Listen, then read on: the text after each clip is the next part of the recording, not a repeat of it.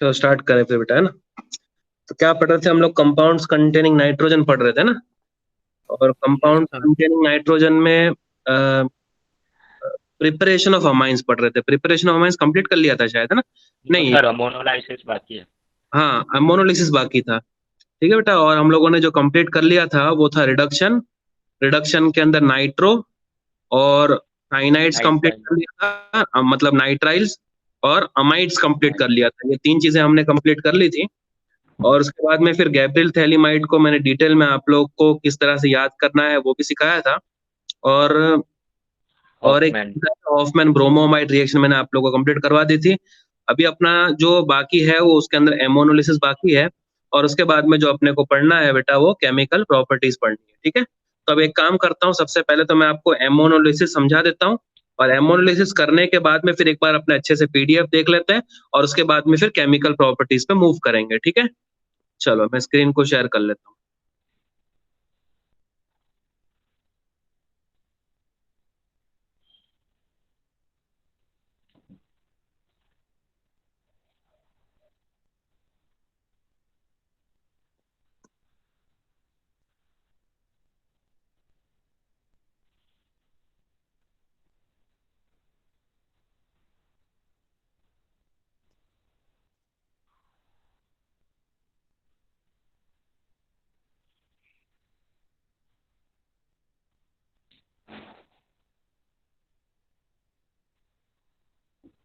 यहाँ से अपने को पढ़ना है एमोनोलिसिस। ठीक है बेटा, एमोनोलिसिस मतलब अमोनिया का लिसिस। अमोनिया क्या होता है बेटा? NH3। NH3। NH3। इसका ब्रेकिंग करवाना है। मान लो कि अपने पास में अमोनिया है। पहली स्टेप की बात करें, अमोनिया का मतलब ही होता है बेटा N के साथ में H, H और H, ठीक है, NH3। और नाइट्रोजन के ऊपर लोन पेयर ऑफ इलेक्ट्रॉन, ये अमोनिया है। अब इसका लिसिस करवाना है, मतलब ब्रेकिंग करवाना है। और ब्रेकिंग करवा के अपने को बनाना अमाइंस है, तो अमाइंस के लिए R तो चाहिए ही चाहिए बेटा, है ना, क्योंकि RNH2 ये अमाइन होता है बेटा, R तो चाहिए ही चाहिए। साथ में एक ऐसा कैंडिडेट चाहिए जो अपने साथ में हाइड्रोजन को ले जाए, तो RCl ले लेता हूं, चलेगा बेटा? जैसे हम लोग यस। मान ले कि यहां से H और यहां से Cl, ये अगर HCl के फॉर्म में रिमूव हो जाता है तो H की जगह ले लेगा R, तो ये बन जाएगा बेटा R। वो जाके जुड़ेगा N से, और N से ऑलरेडी दो हाइड्रोजन जुड़े हुए हैं, और इसी को बेटा मैं क्या कहता हूं? अमाइंस। और अमाइंस में भी ये कौन सी कैटेगरी है? तो 1 डिग्री। ठीक है, लेकिन एमोनोलिसिस रिएक्शन का डिसएडवांटेज ही यही है कि ये रिएक्शन प्राइमरी अमाइन वाले स्टेज पे कभी रुकती नहीं है। ठीक है, दूसरी स्टेप इसके अंदर हो जाती है, जैसे मान लो कि अपने पास में RNH2 था, तो इसकी रिएक्शन एक और एल्काइल हैलाइड से हो जाएगी। क्या लिया था? RCl लिया था पीछे, तो RCl ही लेते हैं, RCl। अब क्या हो जाएगा बेटा? यहां से एक H और यहां से एक Cl, ये इसमें से HCl के फॉर्म में रिमूव हो जाएगा, और ये फॉर्म कर देता है बेटा RNH और R। अब भी अमाइन ही है, लेकिन कौन सी कैटेगरी का अमाइन बन गया बेटा? ये 2 डिग्री, है ना। याद आता है बेटा, क्लास में हम लोगों ने क्लासिफिकेशन जब पढ़ा था, तब हम लोगों ने 2 डिग्री अमाइन देखा था कि उसके अंदर NH होता है। लेकिन अभी भी उसके पास में एक रिप्लेसेबल H तो बचा हुआ है, तो अभी भी ये रिएक्शन नहीं रुकती है और ये रिएक्शन आगे बढ़ती है। और मान लो कि अपने पास में RNH और R करके ये सेकेंडरी अमाइन तो है, इसकी रिएक्शन RCl से कराई, तो H और Cl HCl के फॉर्म में रिमूव हो गया, और R N उससे ये वाला R और उसके नीचे भी R, ये बन गया कौन सा अमाइन बेटा? 3 डिग्री अमाइन। चलो समझ में आई आपको बात? यस तो सर। ये अमोनोलिसिस की डिसएडवांटेज ये थी कि वो 1 डिग्री स्टेज पे रुकता नहीं है, 2 डिग्री अमाइन भी बन जाता है और 3 डिग्री अमाइन भी बन जाता है। चलो इतना तो कर लिया, लेकिन ये रिएक्शन अभी भी नहीं रुकती है, क्योंकि नाइट्रोजन के ऊपर लोन पेयर ऑफ इलेक्ट्रॉन है, तो वो भी अटैक कर सकते हैं, तो वो भी हम लोग देखें, देखो है ना। फोर्थ, आगे की एक और स्टेप बन जाती है इसके अंदर, R N R R, nitrogen के ऊपर लोन पेयर ऑफ इलेक्ट्रॉन है, ठीक है, और एक और आरसीएल से वो कंबाइन हो जाता है, ठीक है। तो ये जो नाइट्रोजन है वो लोन पेयर ऑफ इलेक्ट्रॉन से ये आर के ऊपर अटैक करता है और यहां से सीएल इसमें से रिमूव हो जाता है, ठीक है बेटा। तो यहाँ पर देखो क्या आएगा, नाइट्रोजन से पहले से एक आर तो जुड़ा हुआ था, राइट में एक आर जुड़ा हुआ था, नीचे से एक आर जुड़ा हुआ था, अब एक आर ऊपर से भी आ गया, लेकिन नाइट्रोजन के लोन पेयर ऑफ इलेक्ट्रॉन खर्च करने पड़े, तो नाइट्रोजन के ऊपर पॉजिटिव चार्ज आ जाएगा, तो ये वाला पूरा पार्ट पॉजिटिव हो गया, और जो सीएल इसके अंदर से निकला है वो न्यूट्रलाइज करने के लिए चार्ज को उसके साथ में जुड़ा हुआ रहता है। और आपको मेरे ख्याल से मैंने हाँ बताया था मैंने नाम शायद, है ना बेटा, इसको बोलते हैं क्वार्टरनरी, इसको कहते हैं क्वार्टरनरी। और कौन सा सॉल्ट बेटा, तो एन के ऊपर पॉजिटिव चार्ज मतलब अमोनियम, और ये सॉल्ट है, तो इसको हम लोग बोलते हैं क्वार्टरनरी अमोनियम सॉल्ट। तो ये ammonolysis is not a good method for the preparation of amine. इसका क्लियर कट रीजन ये है कि पहले स्टेप में प्राइमरी अमाइन तो जरूर बनता है, लेकिन फिर आगे और रिएक्शन कंटिन्यू हो जाती है, 1 बाय 1 करके सारे अमोनिया के एच रिप्लेस हो जाते हैं, primary amine, secondary amine, tertiary amine का फॉर्मेशन हो जाता है, और उसके बाद भी ये रिएक्शन नहीं रुकती है, और ये रिएक्शन जाके रुकती है क्वार्टरनरी अमोनियम सॉल्ट वाले स्टेज पे। ठीक है बेटा, समझ में आ गया आप लोग को पूरा इतना पार्ट? ठीक है, that was all about the preparation of amines. ठीक है, तो मैं क्या करता हूँ कि ये पीडीएफ को ये बाद में देखते हैं यहाँ पर, और अब आगे बढ़ते हैं किस पे, पीडीएफ कहाँ होती है, फोटो। ठीक है बेटा, कहाँ थे हम, प्रिपरेशन है ना। देखो प्रिपरेशन में रिडक्शन पहला था नाइट्रो नाइट्राइल्स और अमाइड्स, दूसरा था गैब्रियल थैलिमाइड रिएक्शन, तीसरा था हॉफमैन ब्रोमोमाइड रिएक्शन, और चौथा था इसके अंदर एमोनोलिसिस। रिडक्शन में नाइट्रो कंपाउंड का रिडक्शन किस तरह से करते हैं और NH2 और क्या एप्लीकेशन होती है, ये सारी चीजें डिस्कस करी थी हम लोगों ने पहले भी। ठीक है, नाइट्राइल्स में Fe और HCl ले लो, टीन और HCl ले लो, निकल के साथ में हीट कर लो, रिड्यूसिंग एजेंट तो आप चाहे जो ले सकते हो बेटा, है ना। तो आपको देखा अमाइंस का फॉर्मेशन।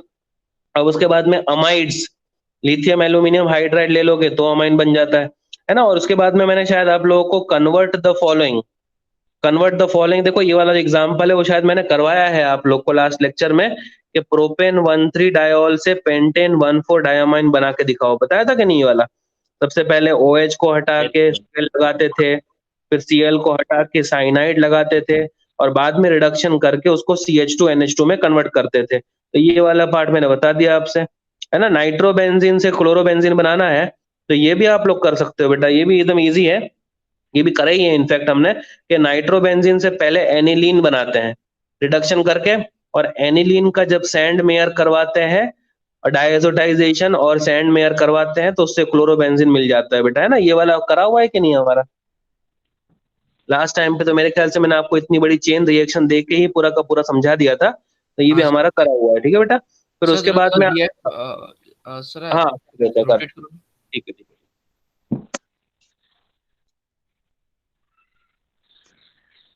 ठीक है बेटा, तो नाइट्रोबेंजीन टू क्लोरोबेंजीन वाला एक बार देख लो आप लोग, तो फिर आगे बढ़ जाते हैं।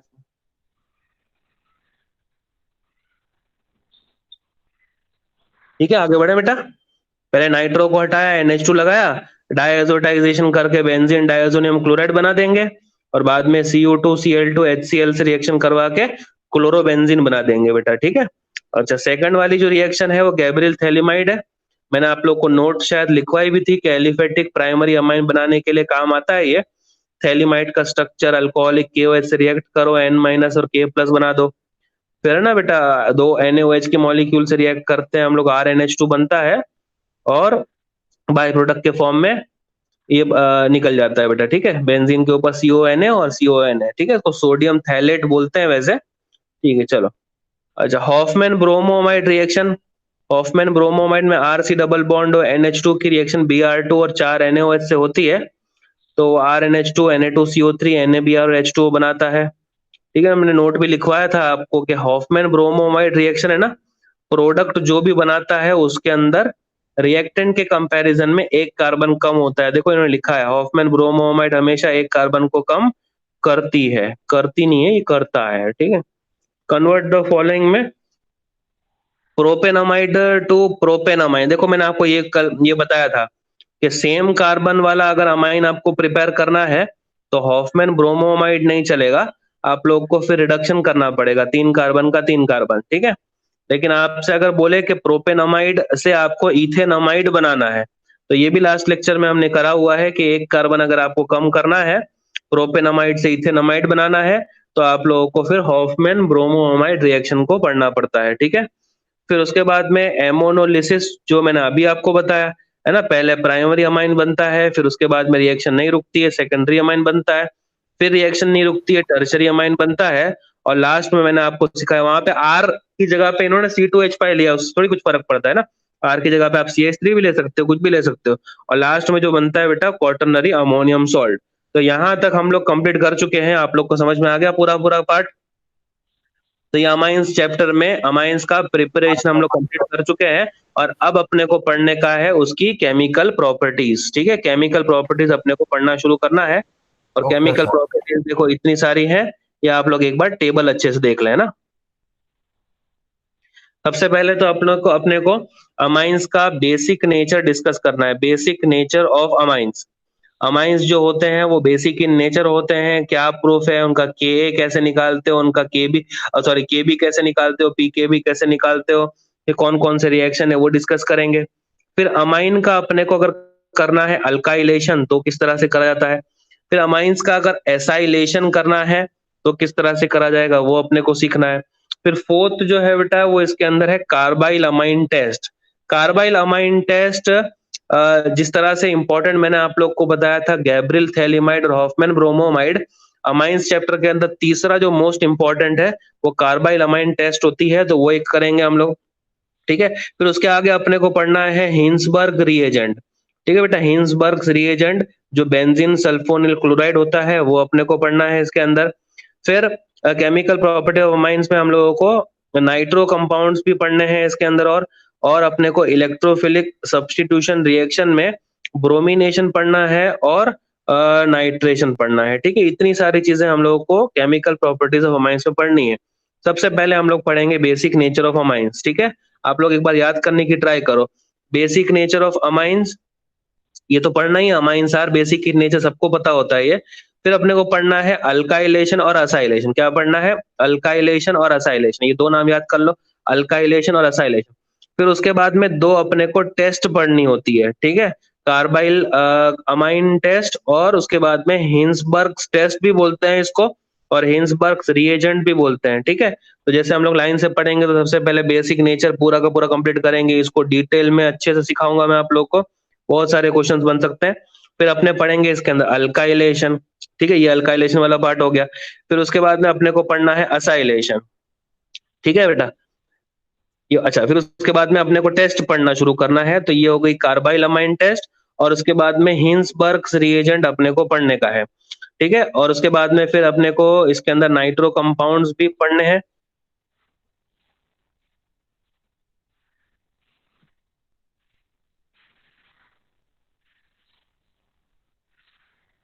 ठीक है, एक्चुअली ना नाइट्रो कंपाउंड्स नहीं होना चाहिए, हम्म एजो कंपाउंड्स होना चाहिए। चलो मैं जब पढ़ाऊंगा तो बताऊंगा। ये इलेक्ट्रोफिलिक सब्स्टिट्यूशन रिएक्शन में एक ब्रोमिनेशन होता है, ये पढ़ना है अपने को, और उसके बाद में अपने को नाइट्रेशन पढ़ना है, और उसके बाद में बेंजीन डायजोनियम क्लोराइड्स को डिटेल में पढ़ना है। ये दूसरा है, मतलब अमाइंस के अलावा जो दूसरा टॉपिक है इसके अंदर वो ये वाला है बेटा, बेंजीन डायजोनियम क्लोराइड।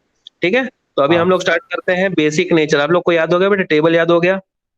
सबसे पहला क्या था उसके अंदर, बेसिक नेचर ऑफ अमाइंस। ठीक है, दूसरा क्या था, अल्काइलेशन। अल्काइलेशन, तीसरा असाइलेशन। देखो अल्काइल और असाइल ये बोलने में इजी पड़ता है, फ्रीडल क्राफ्ट में आपने पढ़ा हुआ है, फ्रीडल क्राफ्ट अल्काइलेशन और फ्रीडल क्राफ्ट असाइलेशन। ठीक है, तो ये बार अपने को अमाइंस का करवाना है, अल्काइलेशन और असाइलेशन। फिर उसके बाद वाला पार्ट क्या है, टेस्ट पढ़ते हैं हम लोग। कौन सा टेस्ट, पहला कार्बाइल अमाइन टेस्ट। ठीक है, और फिर जो हम लोग पढ़ते हैं वो क्या पढ़ते हैं, सर हिंसबर्ग रिएजेंट।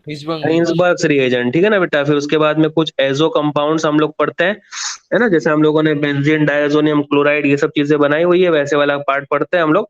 और उसके बाद में हम लोग ब्रोमिनेशन और नाइट्रेशन जैसी इलेक्ट्रोफिलिक सब्स्टिट्यूशन रिएक्शन पढ़ते हैं, ठीक है। अच्छा, अब देखो बेसिक नेचर ऑफ अमाइंस अपने को पढ़ना शुरू करना है। बेसिक नेचर ऑफ अमाइंस, ये सबसे पहला पार्ट है, ये आप इसको डिटेल में समझो जरा। बेसिक नेचर ऑफ अमाइंस, सबसे पहली बात तो मुझे बताओ कि क्या फैक्ट आपको बताता है कि amines are basic in nature. Why amines are basic in nature? तो बता सकता है कि अमाइंस जो है ना वो बेसिक इन नेचर क्यों होते हैं आपके हिसाब से?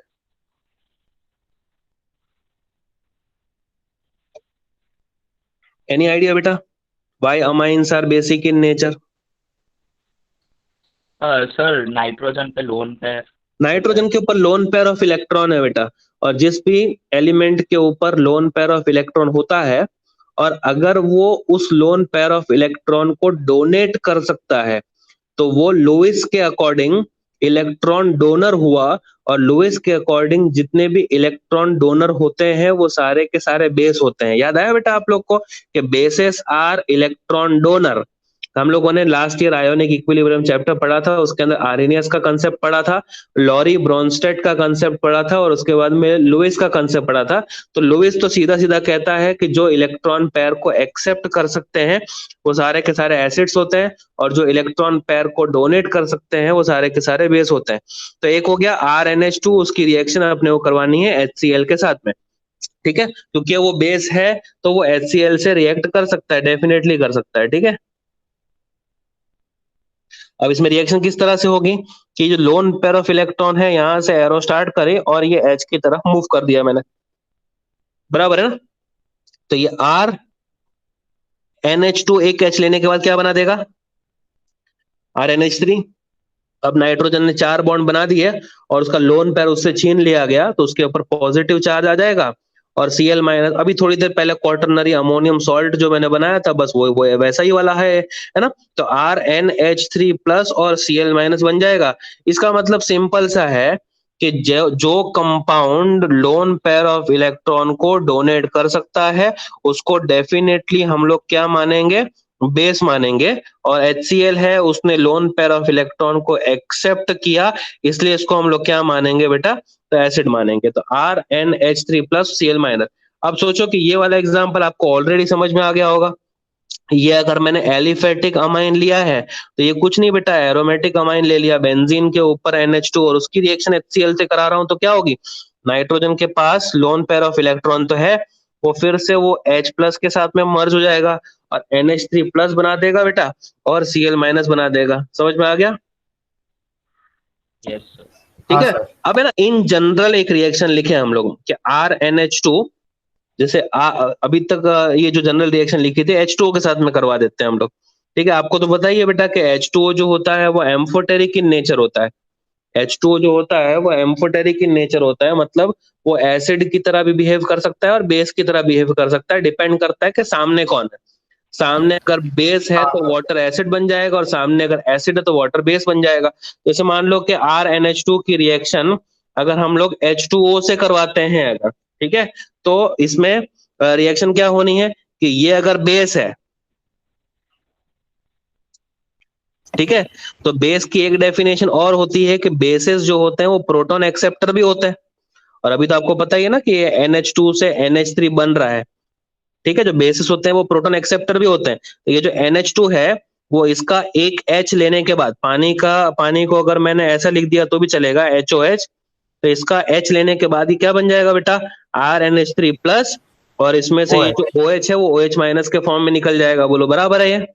ठीक है ना बेटा? हाँ सर, बराबर। अब हम लोग बोलते हैं कि इक्विलिब्रियम कांस्टेंट को डिफाइन कर सकते हैं इसका, ठीक है। रिएक्शन रिवर्सिबल इन नेचर है, और जहां पे भी इक्वेशन रिवर्सिबल इन नेचर होती है there always exist one K which is known as ionization constant और इक्विलिब्रियम कांस्टेंट। इक्विलिब्रियम कांस्टेंट इसको बोलते हैं, ठीक है बेटा। क्या था लास्ट ईयर हम लोगों ने आयोनिक इक्विलिब्रियम चैप्टर पढ़ा, उसके अंदर law of mass action apply करके जो के की वैल्यू निकालते थे वो क्या था कि प्रोडक्ट का कॉन्सेंट्रेशन, मतलब इसका एक RnH3 plus multiply by OH minus का concentration the whole upon RNH2 का कॉन्सेंट्रेशन इंटू H2O का कॉन्सेंट्रेशन। याद आया बेटा? RNH3 plus multiply by OH minus upon RNH2 और इंटू, मैंने आप लोग को ऐसा भी सिखाया था कि A moles of A plus B moles of B is giving C moles of C and D moles of D। तो जो K आया था ना बेटा, C की power C multiply by D raise to D upon A raise to A into B raise to B, ऐसे लिखे थे हम लोगों ने। लेकिन यहाँ पर तो क्या है, सारे कोएफिशिएंट्स 1 1 है, तो कोई चिंता करने की जरूरत नहीं थी। RNH3 plus into OH minus upon RNH2 और H2। और लेकिन हम लोगों ने देखो यहाँ पे ऐसा बोला था कि वाटर जो है ना, वाटर वो कैसी क्वांटिटी में प्रेजेंट लिया गया है? एक्सेस क्वांटिटी में। तो since H2O is present in excess, तो रिएक्शन करने के बाद भी H2O के कॉन्सेंट्रेशन पे कोई फर्क नहीं पड़ेगा। मतलब अगर आपने 10 लीटर लिया है H2O इनिशियली, तो बाद में 9.9999 हो गया, तो हम लोग बोलेंगे कि H2O के कॉन्सेंट्रेशन पे कोई फर्क नहीं पड़ा। तो किसी भी क्वांटिटी को एक्सेस में लेके उसके कॉन्सेंट्रेशन को हम लोग क्या मान सकते हैं बेटा? कांस्टेंट मान सकते हैं। याद आया बेटा ये आप लोग को? तो H2O की शायद मैंने केमिकल काइनेटिक्स में भी अभी ये वाला पार्ट किया था हमने, शायद आप लोग को अगर याद हो तो स्यूडो फर्स्ट ऑर्डर रिएक्शन में हम लोगों ने कुछ ऐसा ही काम किया था बेटा। ठीक है, तो H2O की क्वांटिटी को हमने क्या ले लिया? कांस्टेंट। अब ये कांस्टेंट को आप यहाँ पर मल्टीप्लाई कर दो, तो K तो बेटा ऑलरेडी कांस्टेंट है और H2O एक और कांस्टेंट हो गया, तो constant multiply by another one other constant is another constant denoted by KB, है ना? इसको हम लोग बोलते हैं इक्विलिब्रियम कांस्टेंट। लेकिन क्योंकि अमोनिया बेस है तो वो B रिप्रेजेंट कर रहा है बेटा बेस को, तो KB। अब देखो क्या आ गया, RNH3 प्लस OH माइनस और RNH2, ये KB की इक्वेशन आ गई बेटा। ठीक है ना?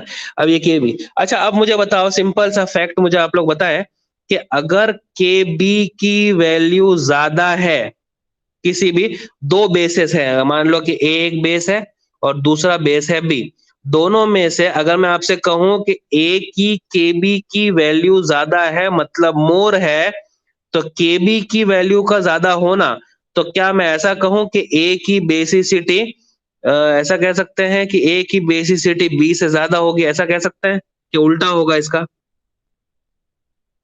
मैंने क्या पूछा आपसे? दो बेसिस दिए हुए हैं A और B, A की KB की वैल्यू B के कंपैरिजन में ज्यादा है, तो A का KB मोर लिखा है, तो क्या प्रूफ हुआ है इससे? A ज्यादा बेसिक है B से, या B ज्यादा बेसिक होना चाहिए था A से? क्वेश्चन समझा? ए ही ज्यादा होना चाहिए। सब लोग यही कह रहे हैं।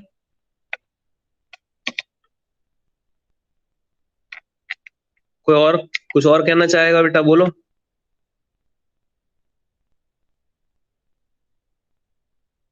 ठीक है, यही होगा बेटा, है ना? क्या सर? कौन था सर ये? क्या? हाँ, सर मेरा नेट खराब है इसलिए मेरा प्रॉब्लम हो रहा था सर, मेरे को सुना ही नहीं दे रहा था। अच्छा माधव, हाँ सर। हम लोग ये पूछ रहे थे, हाँ सर। A और B दो बेसिस हैं बेटा, हाँ उसमें A का जो KB का वैल्यू है ना वो ज्यादा है, हाँ A का KB का वैल्यू ज्यादा है, हाँ। तो अब what can you say about their basicity? A और B में ज्यादा बेसिक कौन होगा? A is more basic than B, या B सर ज्यादा बेसिक होना चाहिए A से? ए ज्यादा है सर, ए इज A ज्यादा होना चाहिए। ये ज्यादा इसका होना आप लोग बता सकते हो कि ऐसा क्यों बेटा? ऐसा क्यों? सर केबी बेसिसिटी को बताते रहे ना, तो केबी जिसका ज्यादा उसकी बेसिसिटी भी ज्यादा हाँ। होगी। हाँ, लेकिन आप लोग देखो बेटा, जो KB है ना, उसमें ऐसा बोलना चाहिए आपको कि प्रोडक्ट का कॉन्सेंट्रेशन न्यूमरेटर में है और रिएक्टेंट का कॉन्सेंट्रेशन डिनोमिनेटर में है। ठीक है, मतलब KB अगर ज्यादा है तो न्यूमरेटर वाला पार्ट ज्यादा होगा और डिनोमिनेटर वाला पार्ट कम होगा, ऑब्वियसली। ठीक है बेटा, है ना? तो अगर मैं कहूं कि KB ज्यादा है, तो इसमें प्रोडक्ट का कॉन्सेंट्रेशन ज्यादा होगा, और किसी में अगर प्रोडक्ट का कॉन्सेंट्रेशन ज्यादा है, तो जितना प्रोडक्ट का कॉन्सेंट्रेशन है, मतलब रिएक्शन फॉरवर्ड की तरफ ज्यादा गई है, तो उतना वो ज्यादा OH माइनस जनरेट करेगी और उतना वो ज्यादा बेसिक होगा। समझ गए आप लोग? है ना? तो प्रोडक्ट के कॉन्सेंट्रेशन पे डिपेंड कर रही है, तो KB जितना ज्यादा होगा उतनी बेसिसिटी ज्यादा होगी, ये पहला फैक्ट आप लोग याद रखो। ठीक है, अच्छा ये समझ में आ गया। अच्छा, एक अगर आपको ध्यान हो तो केबी से एक और चीज हम लोग डिफाइन कर सकते हैं और वो होती है बेटा पीकेबी। ठीक है बेटा, जैसे एच से हम लोग पीएच डिफाइन कर सकते हैं, वैसे केबी से पीकेबी डिफाइन कर सकते हैं। अच्छा, पीकेबी का जो फॉर्मूला होगा वो क्या होना चाहिए? तो वो होना चाहिए minus logarithm to the base 10 of क्या आएगा, Kb. PKb is equal to minus logarithm to the base 10 of Kb. ये पता है आप लोग को। पीएच क्या होता है? Minus log to the base 10 of H plus ion concentration. तो पीकेबी क्या होगा? Minus log to the base 10 of Kb. ठीक है, तो ये हम लोगों ने इक्वेशन लिखी हुई है, pKb is equal to minus log to the base 10 of Kb. अच्छा, अब मुझे बताओ कि पीकेबी और केबी के बीच में कैसा वेरिएशन है, डायरेक्टली प्रोपोर्शनल कि इनवर्सली प्रोपोर्शनल? पीकेबी और सर केबी इनवर्सली प्रोपोर्शनल, साफ साफ आपको माइनस की साइन दिख रही है। तो क्या मैं ऐसा कह सकता हूं कि जिस कंपाउंड का केबी ज्यादा होगा, या उल्टा बोलता हूं, जिस कंपाउंड का पीकेबी ज्यादा होगा, जिस कंपाउंड का पीकेबी ज्यादा होगा, उस कंपाउंड का केबी ऑब्वियसली कम होगा। हाँ, वो सही बोल रहा हूं मैं? यस जिसका सर। पीकेबी ज्यादा उसका केबी कम, और जिसका केबी कम उसके लिए क्या हम लोग एक चीज लिख सकते हैं कि वो बेसिक में क्या होगा, लेस बेसिक। समझ, सही सही बोला मैंने? Yes sir. अगर मैं ऐसा कहूं कि अगर उस कंपाउंड का पीकेबी कम है, तो ऑब्वियस सी बात है कि उसका केबी क्या होगा बेटा, ज्यादा होगा। पीकेबी कम तो केबी ज्यादा, और केबी अगर किसी कंपाउंड का ज्यादा है तो क्या मैं ऐसा कह सकता हूं कि वो ज्यादा बेसिक इन नेचर होगा। ठीक है, तो बेसिसिटी केबी के साथ में डायरेक्टली प्रोपोर्शनल होती है, और पी के बी के साथ में इनवर्सली प्रोपोर्शनल। पी के बी कम तो ज्यादा बेसिक, के बी ज्यादा तो मोर बेसिक। आगे बेटा समझ में आ गया आप लोग को ये कंसेप्ट? है ना, देखो यहाँ पे यही चीज लिखी हुई है क्या, हाँ सर। पी के बी कम के बी ज्यादा बेसिसिटी ज्यादा, पी के बी ज्यादा के बी कम बेसिसिटी कम। ठीक है बेटा, ये हाँ आप लोग को सर। समझ में आ गया है ना। अब मेरे को आप एक चीज बताओ बेटा, कि आप लोगों ने क्या कभी ये वाला पढ़ा है कि एसिडिटी जो होती है वो डायरेक्टली प्रोपोर्शनल होती है ईडब्ल्यूजी के, इनवर्सली प्रोपोर्शनल होती है ईडीजी के? जी से, हाँ सर। जब मैं आपको अल्कोहल पढ़ा रहा था, जब मैं आपको फिनॉल पढ़ा रहा था, क्योंकि phenols are acidic in nature, वहां पर एसिडिटी को कंपेयर करने के लिए हम लोगों ने ये कंसेप्ट को लगाया था कि जहां पर भी इलेक्ट्रॉन विड्रॉइंग ग्रुप्स आए वहां पर एसिडिटी ज्यादा होती है, और जहां पर इलेक्ट्रॉन डोनेटिंग ग्रुप आए वहां पर एसिडिटी कम होती है। तो आप याद रखें बेटा कि इसी का रिवर्स ऑर्डर होता है बेसिसिटी के लिए। अब बेसिसिटी की बात करी जाए तो basicity is directly proportional to electron donating group and inversely proportional to electron withdrawing group। ठीक है बेटा, बेसिसिटी जो है वो डायरेक्टली प्रोपोर्शनल होता है इलेक्ट्रॉन डोनेटिंग ग्रुप के। जितने ज्यादा इलेक्ट्रॉन डोनेटिंग ग्रुप आएंगे उतना ज्यादा बेसिसिटी होगा, और जितना इलेक्ट्रॉन विड्रॉइंग ग्रुप आएंगे उतनी कम बेसिसिटी होगी। इतनी बात समझ पता चल रही है आप लोग को? ठीक है, हाँ सर। है ना? हाँ, बराबर है, चलो ठीक है। अब आपको इसको थोड़ा सा एग्जाम्पल के फॉर्म में भी लिखेंगे, लेकिन सबसे पहले आप लोग ये देख लो कि बेसिसिटी का जो इक्वेशन लिखा हुआ है वो डायरेक्टली प्रोपोर्शनल है ईडीजी के, और इनवर्सली प्रोपोर्शनल है ईडब्ल्यूजी के बेटा। ठीक है, अच्छा, जैसे मैं आपसे एक एग्जाम्पल दूं बेटा, जैसे मान लो कि RNH3 है, यही आप लोग पढ़ते आ रहे हो कब से, RNH2 है, RNH2 है, ये बेस है, RNH2 बेस है, और इससे जो फॉर्म हो रहा है ना बेटा वो RNH3 प्लस है ना। अगर RNH2 को बेस की तरह आप वर्क करवा रहे हो, RNH2 को बेस की तरह, तो बेस क्या करता है, अपना lone pair of electron donate करके एच से बॉन्डिंग कर लेता है RNH3 प्लस, यही तो करते आ रहे कब से। ठीक है, अच्छा, अब जो प्रोडक्ट है ना, प्रोडक्ट वो कौन से चार्ज का है, पॉजिटिव। Positive charge. अब इसके पास में दो ग्रुप आ रहे हैं, एक है इलेक्ट्रॉन डोनेटिंग ग्रुप और एक है इलेक्ट्रॉन विड्रॉइंग ग्रुप। ये दो ग्रुप आए इसके पास में, दो ग्रुप आए। तो ये जो RNH3 प्लस है ये स्माइल करेगा किसे देखकर, इलेक्ट्रॉन डोनेटिंग ग्रुप को देखकर या इलेक्ट्रॉन विड्रॉइंग ग्रुप को देख के? EDG। ईडीजी को देख के स्माइल करेगा, हाँ सर। तो क्योंकि वो कौन से चार्ज का है? नेगेटिव। पॉजिटिव। हाँ पॉजिटिव चार्ज है। अरे Positive RNH3 वो खुद पॉजिटिव चार्ज का है। हाँ इलेक्ट्रॉन डोनेटिंग ग्रुप के सर पे लिखा है कि मैं इलेक्ट्रॉन देने आया हूं, हाँ और इलेक्ट्रॉन चार्ज के होते हैं नेगेटिव। यस। तो क्या इलेक्ट्रॉन डोनेटिंग ग्रुप को देख के इसकी स्माइल निकल जाएगी और वो बोलेगा कि मेरा चार्ज कम करने वाले करण अर्जुन आ गए? हाँ ठीक है, तो सोचेगा RNH3 प्लस कि इलेक्ट्रॉन डोनेटिंग ग्रुप। अच्छा, मतलब मैं इन शॉर्ट ऐसा बोल सकता हूं कि ये जो RNH3 प्लस है, इनके आने से मतलब किसके आने से? इलेक्ट्रॉन डोनेटिंग ग्रुप के आने से इसकी स्टेबिलिटी बढ़ी, हाँ सर। है ना? तो इसका मतलब ये हुआ कि EDG जो प्रोडक्ट बन रहा है उसको स्टेबलाइज करता है। तो जितना स्टेबल प्रोडक्ट बनेगा उतना रिएक्शन फॉरवर्ड में ज्यादा भागेगी और उतना वो बेसिक स्ट्रेंथ ज्यादा शो करेगा। नहीं आया ये समझ में? नहीं सर, समझिए ना सर। है ना, समझ में आ गया? हाँ अच्छा, स्टेबल हो जाएगा तो इलेक्ट्रॉन इतना रिएक्शन ज्यादा होगा ना। हाँ, और जितना ज्यादा रिएक्शन ज्यादा होगी उतना बेसिक स्ट्रेंथ ज्यादा होगी, ऑब्वियस सी हाँ। बात है, क्योंकि अल्टीमेटली RNH2 की बेसिक स्ट्रेंथ के ऊपर ही तो रिएक्शन है। प्रोडक्ट जितना ज्यादा हाँ, स्टेबल सर। बनेगा उतना रिएक्टेंट ज्यादा रिएक्टिव होता है, इतनी सी बात है। ठीक है बेटा?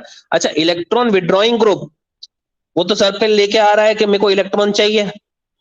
अब अगर इलेक्ट्रॉन विड्रॉइंग ग्रुप आता है और RNH3 के पास से इलेक्ट्रॉन और खींच लेता है अपनी तरफ, तो इसका पॉजिटिव चार्ज और बढ़ जाएगा, और पॉजिटिव चार्ज अगर और बढ़ जाता है तो जाहिर सी बात है कि वो परेशान हो जाएगा, ऑलरेडी इतने पॉजिटिव चार्ज को बियर नहीं कर पा रहा, और पॉजिटिव चार्ज, तो मतलब रिएक्शन के फॉरवर्ड में जाने के चांसेस कम हो जाएंगे, मतलब बेसिक स्ट्रेंथ कम हो जाएगी। इन शॉर्ट, अगर समझ में आया तो अच्छी बात है, नहीं समझ में आया तो ज्यादा अच्छी बात है, और आप लोग याद कर लो ये basicity is directly proportional to EDG और इनवर्सली प्रोपोर्शनल टू EWG, और वही ऑर्डर को रिवर्सिबली हम लोग पढ़ते थे एसिडिक स्ट्रेंथ के लिए। ठीक है बेटा? हाँ सर।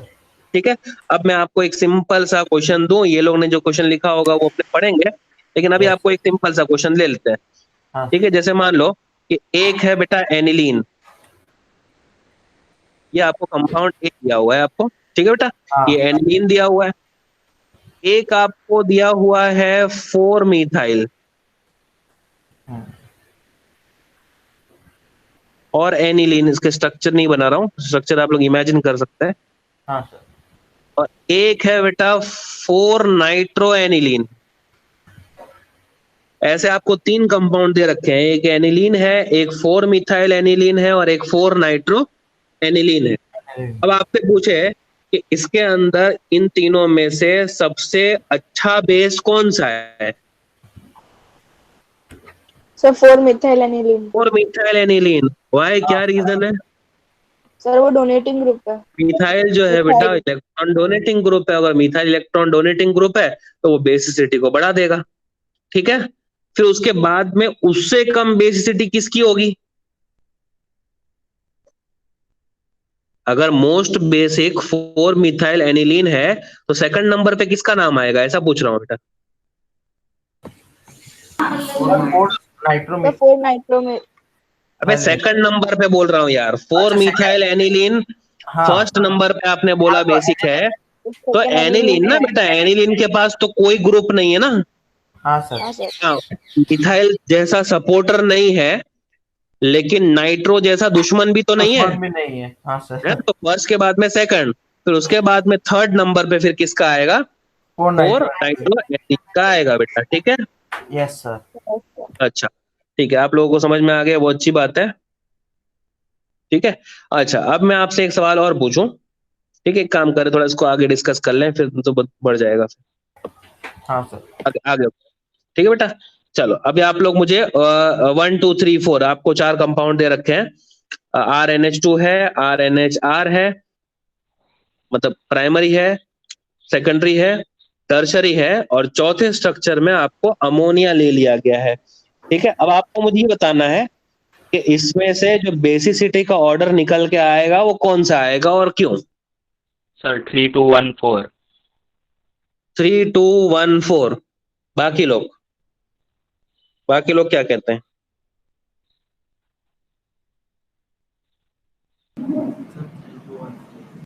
Yes sir same. 3214, ठीक है। हाँ सर। देखो ये तो अभी मैंने आपको जो कंसेप्ट बताया उसके बेसिस पर इसका आंसर आ ही जाना चाहिए, कोई इश्यू ही नहीं था इसके अंदर। देखो ये जो आर है ना, एक मिनट, ये जो आर है ये बेसिसिटी को बढ़ाने का काम करता है क्योंकि वो ईडीजी है, पता है। थर्ड वाले Yes, में sir. 3 आर ग्रुप, सबसे ज्यादा वही होगा बेटा 3, बाद में 2 आर, बाद में एक ही आर, और बाद में बेचारा एक भी आर नहीं, ठीक है। तो ये आना चाहिए, आप लोग को समझ में आ गया। ऑर्डर ऑफ बेसिसिटी लिखी भी होगी इसके अंदर। एक मिनट, ये नहीं यार, ये बहुत ज्यादा जूम हो गया है, ऐसा हो रहा है।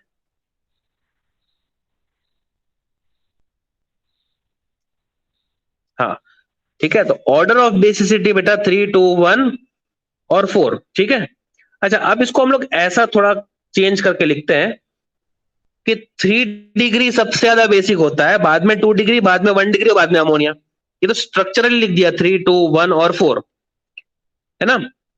3 डिग्री की सबसे ज्यादा बेसिसिटी, बाद में 2 डिग्री, बाद में 1 डिग्री, और बाद में अमोनिया का नंबर आता है, ठीक है। अच्छा अब आपने थोड़ा अच्छे से देखा हो अगर, तो यहां पर लिखा हुआ था गैसियस फेज, ठीक है, गैसियस स्टेट में। लेकिन है ना एक और फेज आता है जिसको सॉल्यूशन फेज बोल सकते हैं, या तो एक्वेस फेज भी बोल सकते हैं, ठीक है। अब वो जरा पढ़ते हैं हम लोग कि वो क्या है एक्वेस फेज। एक्वेस फेज में इफेक्ट आता है ना बेटा, वो किसका इफेक्ट आता है? सॉल्वेंट का इफेक्ट आता है, ठीक है।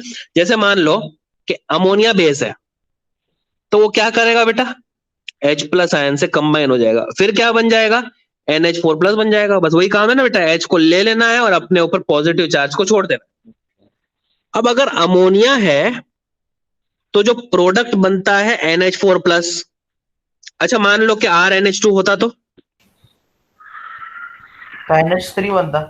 RNH3 प्लस, हाँ ठीक है बेटा। जैसे जैसे R अपने इंक्रीज कर सकते हैं उस तरह से प्रोडक्ट बन सकते हैं। जैसे मान लो कि R3N होता, बेटा R3N होता मतलब टर्शरी अमाइन होता, तो वो H प्लस से मिलने के बाद में R3N प्लस H बना देता। ये दो रिएक्शन समझ में आई आप लोग को? ये कब से वही सिखा रहा हूं बेटा, H प्लस का डोनेशन ही है और कुछ नहीं। ये समझ में आया ना? अच्छा अब अपने बात कर रहे हैं कौन से फेज के बारे में? एक्वेस फेज के बारे में।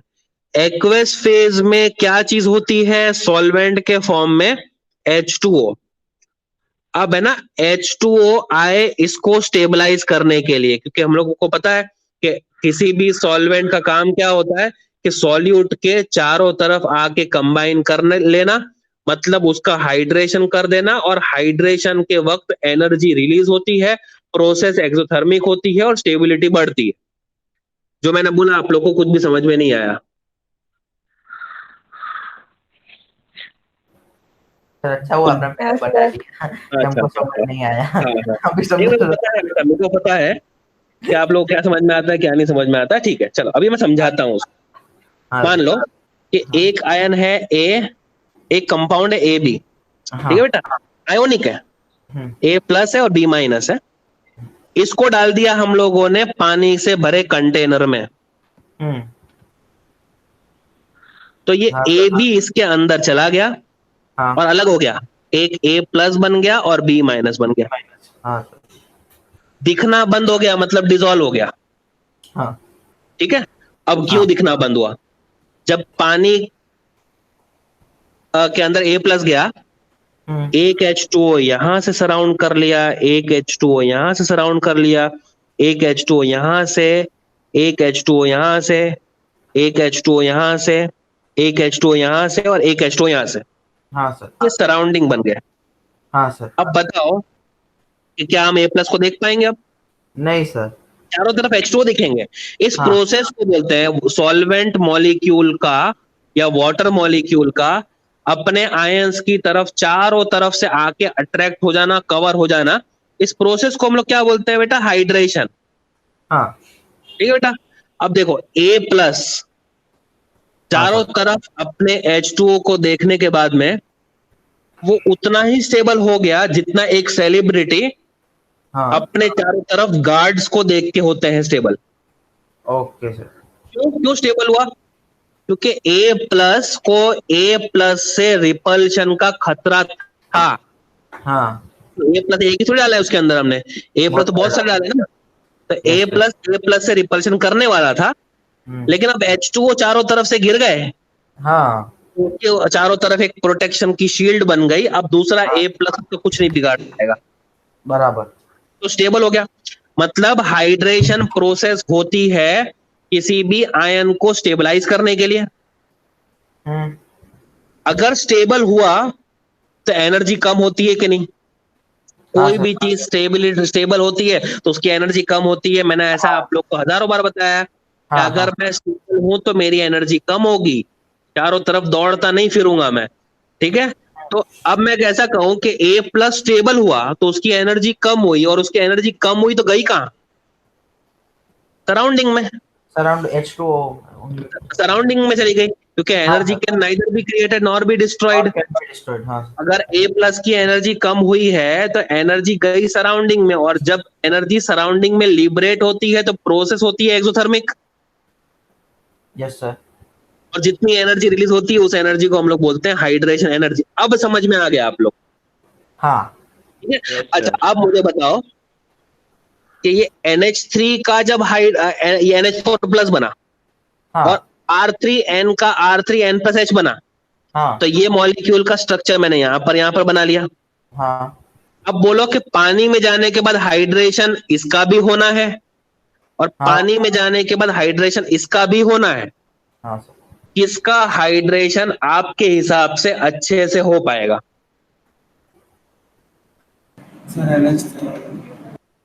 हाँ सर।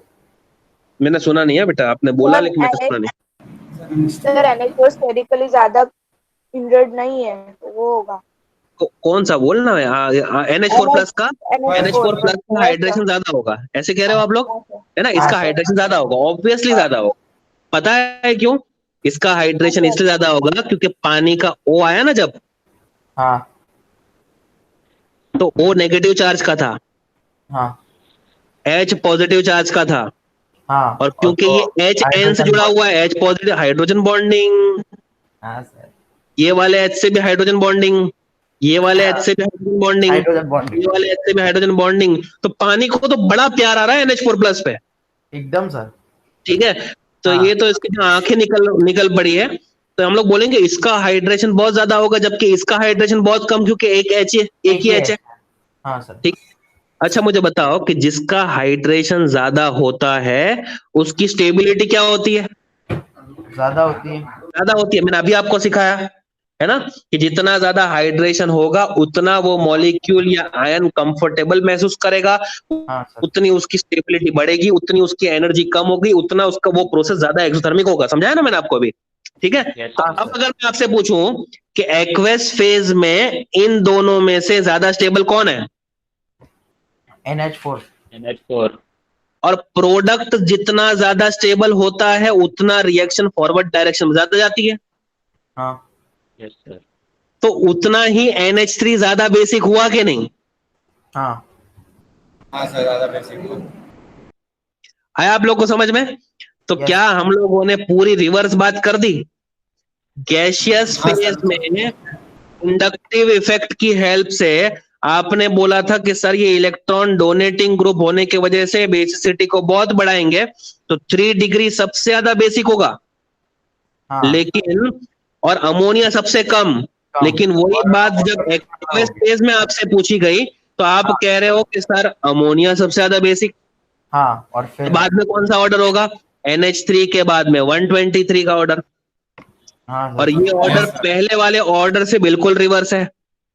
तो आपको अब ना क्वेश्चन किस तरह से करने हैं वो समझो, क्योंकि दोनों ही प्रोसेस, दोनों ही थियरी एक दूसरे को कॉन्ट्राडिक्ट कर रही है। पहली थियरी आपको इलेक्ट्रॉन डोनेटिंग इफेक्ट से बता रही है कि 3 डिग्री मोस्ट बेसिक होता है, और हाइड्रेशन वाले कंसेप्ट से अमोनिया सबसे ज्यादा आ रहा है, ठीक है। तो अब आपको क्वेश्चन में क्या करना है? क्वेश्चन में आपको अमोनिया की बेसिसिटी जब कंपेयर करने के लिए पूछेगा ना, तो आप लोग को यहां पर देखना है कि कौन से स्टेट में पूछ रहा है। अगर गैसियस स्टेट में पूछ रहा है तो कोई आपको प्रॉब्लम ही नहीं है, आपको सीधा सीधा ये कंसेप्ट अप्लाई कर देना है 321 और अमोनिया। बात क्लियर हुई? Yes sir. लेकिन अगर बात वो कर रहा है एक्वेस फेज की, तो एक्वेस फेज में ऐसा नहीं है कि इंडक्टिव इफेक्ट नहीं लगता, इंडक्टिव इफेक्ट तो लगता ही लगता है, लेकिन साथ में एक और इफेक्ट कौन सा लगता है? हाइड्रेशन वाला इफेक्ट। तो सर अब क्या करें? एक्वेस फेज में अगर इंडक्टिव इफेक्ट की सुनेंगे तो 3 degree most basic, hydration concept की सुनेंगे तो अमोनिया मोस्ट बेसिक। तो किसको हम लोग मोस्ट बेसिक और किसको हम लोग लीस्ट बेसिक टिक करें? तो अब हम लोग को जब सवाल का जवाब थियोरेटिकली नहीं मिलता है तो हम लोग जाते हैं किसके पास में? प्रैक्टिकल एनालिसिस के पास में हम लोग जाते हैं। ठीक है, अच्छा अब प्रैक्टिकल एनालिसिस मैं आपको याद करवाता हूं, देखना कैसे। आपको दो चीजों के लिए याद करना है, आर या तो इथाइल हो, जो आर लिखते जा रहे हैं हम लोग कब से, और आर या तो मिथाइल हो। ठीक है बेटा, एक कंसेप्ट कहता है कि अमोनिया मोस्ट बेसिक, एक कंसेप्ट कहता है 3 डिग्री मोस्ट बेसिक, लेकिन प्रैक्टिकल कहता है कि 2 डिग्री मोस्ट बेसिक। ये मतलब थर्ड ही आया सर? है क्या कह रहा है बेटा? सर एक में NH3 बोल रहा है, दूसरे में 3 डिग्री बोल रहा है। हाँ, और तो वो practical analysis में प्रैक्टिकल 2 degree। एनालिसिस क्या कहता है? बहुत सारे फैक्टर होंगे प्रैक्टिकल में तो अब, ठीक है, तो हम लोग थियोरेटिकली अब नहीं निकाल पा रहे, तो अभी हम लोग प्रैक्टिकली याद करेंगे कंसेप्ट को कि वो कह रहा है कि ना तो अमोनिया मोस्ट बेसिक है ना तो 3 डिग्री मोस्ट बेसिक है, इसके अंदर 2 डिग्री मोस्ट बेसिक होना चाहिए, और अमोनिया सबसे कम होता है, और बीच में अब अपने को 2 प्लेस करने हैं। ठीक है बेटा, अब याद रखो, अब 31 को प्लेस करना है या तो 13 को प्लेस करना है, आइदर इट कुड बी 213 और इट कुड बी 231, या तो वो 231 होगा या तो वो 213 होगा। अब दोनों में से नंबर कौन सा बड़ा है? सर 3 बड़ा है। 3 बड़ा है, 231 इज ग्रेटर देन 213। हाँ, तो 231 आंसर आएगा जब आपने आर की वैल्यू ले रखी होगी इथाइल, और 213 का कंसेप्ट आएगा जब आपने आर की वैल्यू ले रखी होगी CH3। हाँ मिथाइल। हाँ ये याद रखने का तरीका सिखा रहा हूं बेटा, ये थियोरेटिकल नहीं, थियोरेटिकली तो आंसर देने से उसने मना कर दिया कि हमारे पास आंसर नहीं है, 2 थियरी है, दोनों एक दूसरे को कॉन्ट्राडिक्ट कर रही है। तब आप प्रैक्टिकल इफेक्ट से एनालाइज करके आंसर निकालो, तो हम वही निकालने जा रहे हैं अब। ठीक है, तो 2 डिग्री आपको या तो आर इथाइल होगा या तो मिथाइल होगा, दोनों में से कुछ एक होगा। तो 2 डिग्री को तो सबसे ऊपर रख देना है और अमोनिया को सबसे कम पे रख देना है। अब आपको 31 और 13 दोनों में अरेंज करना था, तो इथाइल बड़ा तो उसका नंबर भी बड़ा, मिथाइल छोटा तो उसका नंबर भी छोटा। तो इथाइल के केस में 231 और अमोनिया का केस लगेगा, और मिथाइल के केस में 213 और बाद में अमोनिया का केस लगेगा। ठीक है, अब आप लोग देखो, तो मैं जो बताने की कोशिश कर रहा हूं आपको, ये मैंने आपको याद करवाया बेटा, आपको बोल सकता था कि डायरेक्टली आप लोग याद कर लेना, लेकिन आप लोग याद करो बेटा ऐसे कि 2 फॉर इथाइल अमाइन, मतलब R जब C2H5 है तो ऑर्डर 231 और अमोनिया का लगेगा। ठीक है, जैसे ये वाला 2 डिग्री है, मतलब R2NH, C2H5 ट्वाइस NH, फिर 3 डिग्री, फिर 1 डिग्री और फिर अमोनिया। और अगर मिथाइल अमाइन होता तो 2 डिग्री और अमोनिया फर्स्ट और लास्ट तो फिक्स है पोजीशन, बीच वाली पोजीशन को चेंज करना था, 1 degree will be greater than 3 degree, तो दो नंबर बनेगा आपका 213 बनेगा। CH3 twice NH, CH3 NH2, CH3 thrice N और अमोनिया। बेटा आप लोग को समझ में आया? नहीं समझा पा रहा हूं मैं? नहीं सर, समझ गए। समझ में आ गया आप लोग को, है ना? तो मैंने आप लोग को थियोरेटिकल एस्पेक्ट्स भी पढ़ाए और फिर फाइनली आप लोग को बताया। ठीक है, लेकिन बेटा ये वाला जो ऑर्डर मैंने आपको 231, 213 और बाद में अमोनिया का जो ऑर्डर सिखाया है, वो सिर्फ और सिर्फ एक्वेस फेज के लिए है। तो आपको मल्टीपल चॉइस क्वेश्चन में इस चैप्टर से हर साल मतलब ऑलमोस्ट ऐसे टाइप के क्वेश्चन अभी पूछे जा रहे हैं, क्योंकि बहुत ट्रिकी क्वेश्चन है ये, ठीक है। तो आपको याद रखना है कि अगर गैसियस फेज का पूछा तो सिंपल सिंपल 321 और अमोनिया, क्योंकि सिर्फ और सिर्फ उसके अंदर गैसियस फेज में सॉल्यूशन तो नहीं होगा ना बेटा, तो सीधा का सीधा आप इलेक्ट्रॉन डोनेटिंग इफेक्ट लगा के 321 और अमोनिया लगा दोगे। लेकिन अगर आपसे पूछा गया है एक्वेस फेज, अगर एक्वेस फेज आपसे पूछा गया है तो आपको प्रैक्टिकली इसका जवाब देना है, और वो ये जवाब है कि आर अगर मिथाइल हो तो 213 अमोनिया, और आर अगर इथाइल हो तो 231 अमोनिया।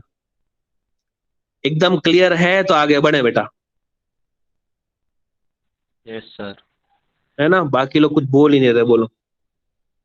नहीं हाँ सर। सर हो गया। है ना? आलिया समझ में आया? हाँ सर। पिनांक? यस सर, आ गया समझ। हाँ, पिनांक को भी समझ में आ गया, फिर बाकी लोग को भी समझ में आ गया। तो आगे बढ़ते हैं फिर, है ना? किसी को कुछ डाउट है तो पूछ लो, हाँ है ना? अच्छा, अभी आप लोग ये क्वेश्चन करें बेटा। आउट ऑफ, देखो क्वेश्चन लिखा हुआ है, बहुत सिंपल सा क्वेश्चन है। आप लोग मुझे बताएं, बोर्ड में पूछा हुआ क्वेश्चन है, out of aniline and ammonia कौन ज्यादा बेसिक होगा और क्यों? एनिलीन और अमोनिया में बेसिसिटी वाला टॉपिक है ना, ये आप लोग पूरा का पूरा टॉपिक इंपॉर्टेंट मार्क कर लेना आपके मल्टीपल चॉइस क्वेश्चन के लिए बेटा, ठीक है? मल्टीपल चॉइस क्वेश्चन बहुत पूछे जाते हैं इसके अंदर हर साल, ठीक है ना? एक फिजिकल प्रॉपर्टीज में से क्वेश्चन निकाल लेते हैं वो लोग, एक रिएक्शन में से निकाल लेते हैं, और एक बेसिसिटी में से निकाल लेते हैं। ऐसे 3 क्वेश्चन वो बना के दे देते हैं अमाइंस में, ठीक है बेटा? चलो आप लोग करें बेटा। ये आउट ऑफ क्या पूछा है? एनिलीन और ammonia, which one is more basic and why? इसका आंसर आप लोग समझाएंगे मेरे को बेटा। चलो जल्दी। सर अमोनिया होगा। बाकी लोग क्या कह रहे हैं? मैं रीजन पूछता हूँ राज, देखो फिर बाद में बाकी लोग पहले सोच लें। Sir aniline. एनिलीन, ठीक है। Sir aniline. एनिलीन, ठीक है ना? सोचते हैं, पहले आप लोग आंसर डिसाइड कर लो बेटा। एनिलीन और अमोनिया में कौन ज्यादा बेसिक है, बात वो है हो रही है। हाँ सर, 2 मिनट सर।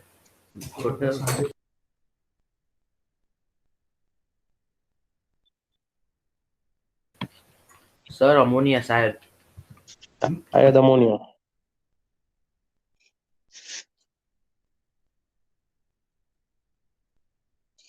स्ट्रक्चर बना के देख लेने का, कभी कुछ आंसर में कुछ सोच नहीं पा रहे हो ना? हाँ सर, मैंने वही किया है, स्ट्रक्चर बनाया है। यस सर, मैंने भी वही किया। इसको कहते हैं फॉरेंसिक भाषा में सुराग। सोचना नहीं, समझ में नहीं आएगा। RNH2। सुराग उतना पता है सर। Yes sir. जब CID वालों को कुछ नहीं मिलता तो वो सुराग ढूंढते हैं, और हम लोगों को कुछ नहीं मिलता तो कभी ऐसा होता ही नहीं है सर। वो सीआईडी लोग में को तो हर पता ही होता है पहले से। और सर सीआईडी में सर आपको बताओ ना, जितनी बार वो एसीपी प्रद्युमन फांसी बार बोला है ना, उतनी बार तो अभी तक उतनी फांसियां भी नहीं चढ़ी होगी जितने बार उसने बोला है। अच्छा अच्छा, चलो कुछ नहीं, बाद में पहले ही कर। बेंजीन के ऊपर NH2 और RNH2, या अमोनिया बोला है क्वेश्चन में, ठीक है ना? ये अमोनिया बोला है, तो एक काम करो, इसको RNH3 ले लो, चलेगा? या पूरा आप लोग को बना के दिखा देता हूँ NH3, ठीक है? एक है बेंजीन पे NH2 एनिलीन, और एक है खुद NH3, और पूछा है कि इन दोनों में बेसिक कौन है और क्यों। तो कुछ लोग कह रहे हैं एनिलीन, कुछ लोग कह रहे हैं NH3। रुक जा राज, मैं तेरे से पूछता हूँ रीजन। बाकी लोग पहले बोले हैं कुछ, है ना? इतना हमने केमिस्ट्री सर मैं पढ़ी चेंज करती हूँ। हाँ, सर मैं चेंज करती हूँ। तो चेंज कर दिया। अच्छा, तो क्या बोली थी पहले बेटा? मैं एनिलीन बोली थी, अब अमोनिया। अच्छा, तूने पहले एनिलीन बोली थी, अब अमोनिया कह रही है, ठीक है? हाँ पिनांक को भी चेंज करना है कि फिर वही रखें? नहीं सर, सर एनिलीन ही मेरा है मेरा। अमोनिया है। एनिलीन ही। हाँ, तो मैं मेजोरिटी अमोनिया की तरफ जाने लग गई अब। तो स्ट्रक्चर से हाँ, पता चल सर। गया ना, क्योंकि हाँ सर, वो स्टेरिक। माधव बोलते बोलते रुक गया, उसको लगा कि मैं गलत हूँ। नहीं सर, आपने बोला ना मैं पूछता हूँ बाद में, इसलिए नहीं बोला सर। हाँ तो चल माधव से ही पूछते हैं। माधव बोल हाँ सर, उसमें क्या है बोल बोल। हाँ कि उसमें क्या है? हाँ, वो क्या होता है कि हाँ वो क्या होता है? हाँ, उसमें ना लोन पेयर ऑफ इलेक्ट्रॉन हाँ होता है। उसमें क्या? लोन पेयर ऑफ इलेक्ट्रॉन होता है सर। अच्छा ओ हो। नाइट्रोजन के लोन सर पेयर मैं ऑफ बोलूँ? इलेक्ट्रॉन होते हैं। नहीं हाँ सर। रुक जा तो सही, रुक जा सही। हाँ नाइट्रोजन के लोन पेयर, वाह सही सही बात है बेटा। और फिर आगे? ऊपर है ना सर, देखो ना सर, आपने भी ड्रॉ किया है सर। हाँ तो होते ही है ना, तो मैं कहा ना हाँ बोल रहा सर। हूँ, हाँ तो बनाया नहीं क्या है? हाँ बोल तो आगे सर तो। अपना जो एनेलिन है ना, हाँ उसमें वो रेजोनेंस शो कर पाते हैं, हाँ हाँ और और NH3 में वो नहीं हो सकता। वेरी गुड बेटा, वेरी गुड वेरी गुड, बहुत बहुत सही जवाब दिया कि बेंजीन के ऊपर NH2 में ये जो लोन पेयर है ना वो रेजोनेंस स्टेबलाइज्ड है। मतलब ये लोन पेयर दिख तो नाइट्रोजन पे रहे हैं, लेकिन बेंजीन इसको रेजोनेंस के थ्रू अपनी तरफ खींच के रखा है, जबकि नाइट्रोजन के लोन पेयर ऑफ इलेक्ट्रॉन यहां पर डीलोकलाइज्ड है। ये क्या बोलते हैं उसको? हाँ डीलोकलाइज्ड। और ये क्या है? नहीं नहीं, ठीक है, मतलब ये क्या है कि लोन पेयर ऑफ इलेक्ट्रॉन यहां से हट के बेंजीन की तरफ जा सकते हैं, जबकि नाइट्रोजन के ये lone pair of electron nitrogen के ऊपर ही है, लोकलाइज्ड नहीं है, मतलब है ना, ऐसी कहेंगे ना कि यस सर। लोकलाइज्ड है, ऐसा कहेंगे? क्या कहेंगे बोलो तो सही यार, लोकलाइज्ड कहेंगे, ऐसा कहेंगे ना उसको? एक चीज एक जगह पे रुकी हुई है तो वो क्या हाँ है? Sir, localised. वो लोकलाइज। लोकलाइज्ड है और हाँ एक ही लोकलाइज्ड है। लोकलाइज्ड है। और ये जो हाँ हट रहा है अपनी जगह से उसको क्या कहेंगे इंग्लिश में? डीलोकलाइज्ड है। ये लोकलाइज। अच्छा, हाँ अब है सर। ना H प्लस दूर से आया तो नाइट्रोजन फुल टेंशन में, ये वाला। क्यों? क्योंकि इसके इलेक्ट्रॉन तो बेंजीन चुरा के भागा हुआ है, तो वो इतना अच्छा बेसिसिटी नहीं दिखा पाएगा। लेकिन जब इसके सामने H प्लस आया तो नाइट्रोजन बोला मेरे पास ये लोन पेयर ले ले। ठीक है, तो हम लोग बोलेंगे ये ज्यादा हाँ सर। बेसिक है। तो इलेक्ट्रॉन का एटम के ऊपर रहना, मतलब लोकलाइज्ड होकर रहना, ये बेसिसिटी को इंक्रीज करता है। लेकिन अगर रेजोनेंस आ गया तो वो इलेक्ट्रॉन डीलोकलाइज हो जाएंगे और उसकी बेसिक स्ट्रेंथ को क्या कर देंगे बेटा? तो कम कर देंगे। तो इसका आंसर हमारे हिसाब से होना चाहिए NH3। हाँ NH3 लिखा हुआ है देखो, NH3 is more basic than aniline. और इसका क्लियर कट रीजन ये है कि अमोनिया में जो लोन पेयर ऑफ इलेक्ट्रॉन है लोकलाइज्ड होते हैं नाइट्रोजन के ऊपर, जबकि एनिलीन के अंदर जो लोन पेयर ऑफ इलेक्ट्रॉन होते हैं वो डीलोकलाइज्ड होते हैं। देखो इसने अच्छे से आंसर लिखा है, डीलोकलाइज्ड ड्यू टू रेजोनेंस। और रेजोनेंस के स्ट्रक्चर यहाँ पर उसने बना ही नहीं है, लेकिन आप लोगों को वो 5 रेजोनेटिंग स्ट्रक्चर बना के यहाँ पर देख रहे हैं बेटा। ठीक है, समझ में आ गया? Yes sir. हाँ सर। अब अपने को यहाँ पर अल्काइलेशन से स्टार्ट करने का है। ठीक है, तो आज के लेक्चर में हम लोगों ने कितना कंप्लीट कर लिया? तो पूरा का पूरा बेसिक स्ट्रेंथ मैंने आप लोग को सिखा दिया, और प्रिपरेशन वाला जो लास्ट पोर्शन बाकी था अपना, वो एमोनोलिसिस मैंने आप लोग को सिखा दिया बेटा। ठीक है, एमोनोलिसिस वाला पार्ट कंप्लीट किया। और उसके बाद में बेसिक नेचर, तो बेसिक नेचर में खास बात यह है कि अमाइंस बेसिक इन नेचर होते हैं, वो अपने को समझ में आया। क्यों बेसिक इन नेचर होते हैं? एसिड के साथ में रिएक्ट करते हैं, लोन पेयर ऑफ इलेक्ट्रॉन उनके पास है, उनका इक्विलिब्रियम कांस्टेंट हमने डिफाइन किया। ठीक है, केबी को डिफाइन किया हमने, पीकेबी को डिफाइन किया। जो बेसिसिटी होती है वो ईडीजी के डायरेक्टली प्रोपोर्शनल होती है, इनवर्सली प्रोपोर्शनल टू ईडब्ल्यूजी होती है। समझ में आ गया? कुछ एग्जांपल्स हमने किए। गैसियस फेज के अंदर उनके बेसिसिटी का ऑर्डर क्या होता है वो हमने समझा। एक्वस फेज के अंदर उनके बेसिसिटी का ऑर्डर क्या होता है वो हम लोगों ने सीखा। ठीक है, और प्रैक्टिकल एनालिसिस क्या कहती है, 231 कब आता है और 213 कब आता है, ये हमने सीखा। एनिलीन और अमोनिया के अंदर अमोनिया ज्यादा बेसिक क्यों होता है, ये हम लोगों ने सीखा। इतने सारे क्वेश्चन हमने सीखे, और अब अल्काइलेशन से हम लोग नेक्स्ट टाइम पे करेंगे। ठीक है, कल के लेक्चर में हम लोग हाँ सर। अल्काइलेशन से पढ़ेंगे बेटा। ठीक है, यस सर। तो आज के लेक्चर में कुछ डिफिकल्टी हो, कुछ डाउट्स हो तो बेटा पूछो मेरे से।